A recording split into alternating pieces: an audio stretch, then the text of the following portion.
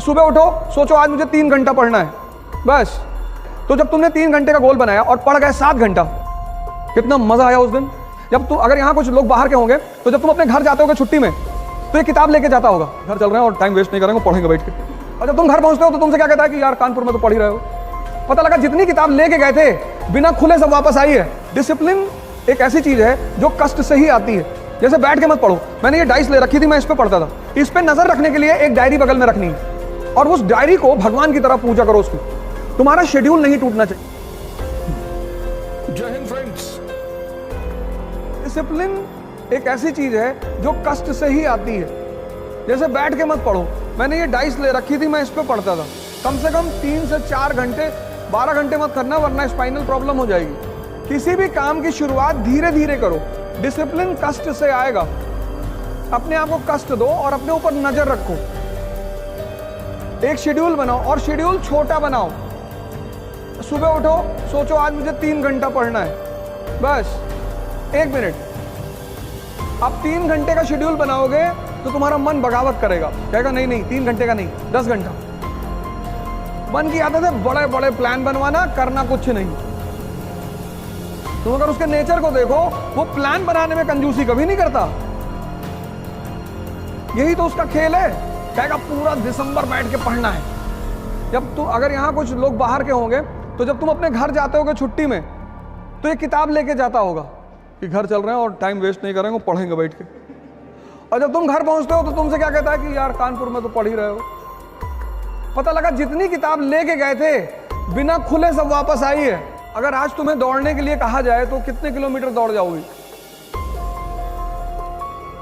1। लेकिन क्या तुम्हारी क्षमता सिर्फ 1 किलोमीटर दौड़ने की है? नहीं, नहीं ना। अगर आज मैं तुमसे दौड़ने के लिए कहूं तो तुम सिर्फ 1 किलोमीटर दौड़ पाओगी, ऐसा तुम कह रही हो। लेकिन तुम्हारी क्षमता 50 किलोमीटर तक दौड़ने की है मिनिमम। बाकी तुम अब भद्रकाली का रूप ले लो और 100 किलोमीटर दौड़ जाओ। तो अब क्या करना है तुम्हें? अब सुनो क्या करना है। आज तुम 1 किलोमीटर दौड़ी, 10 दिन 1 किलोमीटर ही दौड़ो, 11वें दिन तुम उसे 2 कर दो। स्टेमिना डेवलप हुआ। ऐसे जीवन में भी करना है। छोटे छोटे वो बनाओ गोल, कहो 3 घंटा पढ़ेंगे। तो जब तुमने 3 घंटे का गोल बनाया और पढ़ गए 7 घंटा, कितना मजा आया उस दिन।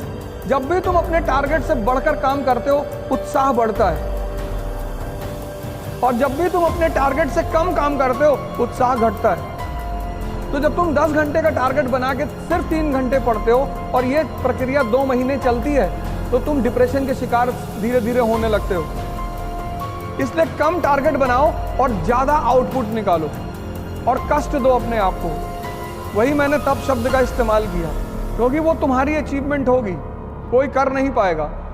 इस पे नजर रखने के लिए एक डायरी बगल में रखनी है। ये सब चीजें मैंने अभी कहा ना कि कुछ लोग क्या करते हैं, पहले दिन सारी ताकत झोंक देते हैं, ताव में कोई काम नहीं करना है। सीखने में टाइम लगता है, चाहे वो साइकिल चलाना सीखना हो और चाहे पढ़ना सीखना हो। उस टाइम तुम्हें देना ही पड़ेगा। साइकिल चला लेती हो? पहले दिन चलाने लगी थी? नहीं। जब तुम सीख जाओगी, अब तुम सीख गई तो हाथ छोड़ के भी साइकिल चला रही हो।